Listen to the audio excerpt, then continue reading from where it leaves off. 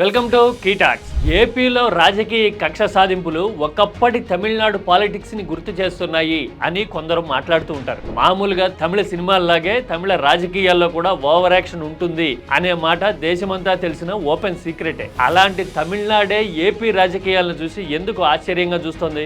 ఎందుకంటే ఏపీ తమిళనాడులో రాజకీయ దాడులు ఎదురుదాడుల్లోనే కాదు, విచారణలో ఆరోపణల్లో కూడా ఒక పోలిక కనబడుతోంది.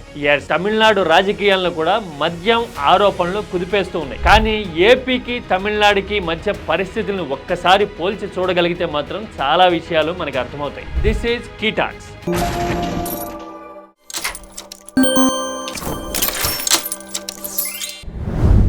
తమిళనాడులో గత 3-4 నెలలుగా రాజకీయ పోరాటాలు చేయడము, ఈడీని కూడా రంగంలోకి దిగేలా చేయడము అనేది బీజేపీ రాజకీయ వ్యూహంలో భాగం. ఎందుకంటే అధికారంలో ఉన్న డిఎంకేని ఫేస్ చేయడానికి ఢిల్లీ తరహా వ్యూహాన్ని బీజేపీ తెర మీదకి తెచ్చింది. ముందుగా బీజేపీ నాయకులు స్ట్రీట్ ఫైట్ కి దిగారు, నిరసనలు చేశారు, అరెస్టులు అయ్యారు. ఆ తర్వాత కోర్టుకి ఎక్కారు.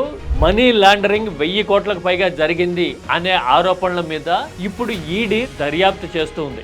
ఏపీ లిక్కర్ సేల్స్ తో పోలిస్తే తమిళనాడులో ఇంకొక 15-18 వేల కోట్ల మార్కెట్ ఎక్కువ ఉంటుంది. అంటే తమిళనాడులో మొత్తం ఏడాదికి 48 వేల కోట్లకు పైగా లిక్కర్ సేల్స్ ఉంటాయి. అదే ఏపీలో 28-30 వేల కోట్ల మధ్య మాత్రమే ఉంటుంది. అంటే తమిళనాడు గ్రావిటీ నిజానికి ఏపీతో పోలిస్తే చాలా ఎక్కువ ఉండాలి. కానీ తమిళనాడులో ఏం జరుగుతోంది అనేది ఒకసారి చూద్దాం. 2019-24 మధ్య ఏపీలో జరిగినట్టుగానే తమిళనాడులో కూడా ముందు నుంచి ప్రభుత్వమే లిక్కర్ వ్యాపారం నిర్వహిస్తూ ఉంటుంది. ఆ లిక్కర్ వ్యాపారాన్ని తమిళనాడు మార్కెటింగ్ కార్పొరేషన్ టస్మాక్ చేస్తూ ఉంది. ఈ టస్మాక్ లో 1000 కోట్ల మేర అవకతవకలు జరిగాయి అనేది బీజేపీ ఆరోపణ. కొన్ని బ్రాండ్లను మాత్రమే అమ్మారని, అలాగే బాటిళ్లు మూతలు కొన్న లెక్కల్ని ఎక్కువగా చూపించి ముడుపులు తీసుకున్నారు అనేది బీజేపీ ఆరోపణ. దీని మీద దర్యాప్తు జరుగుతుంది.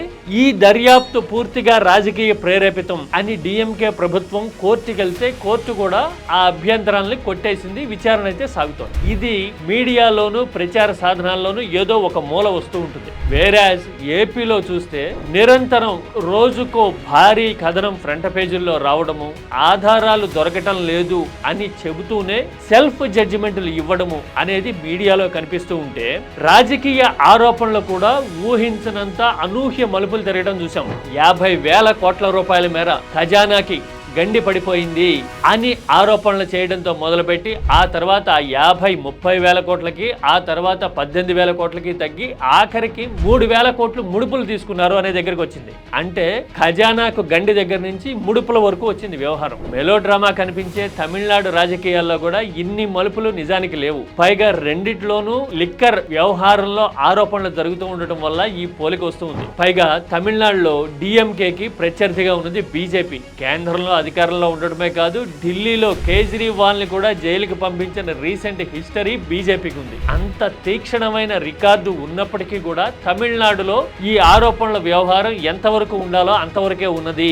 విచారణలు జరుగుతున్న సమయంలో సెల్ఫ్ జడ్జిమెంట్లు కానీ కట్టుకథల వరకు కానీ పోవడం లేదు అనే విషయం మనకు అర్థమవుతుంది. వేరాజ్ ఏపీలో ఏం జరుగుతుంది? This is just a comparison between two contemporary states in South India. This is Key Talks.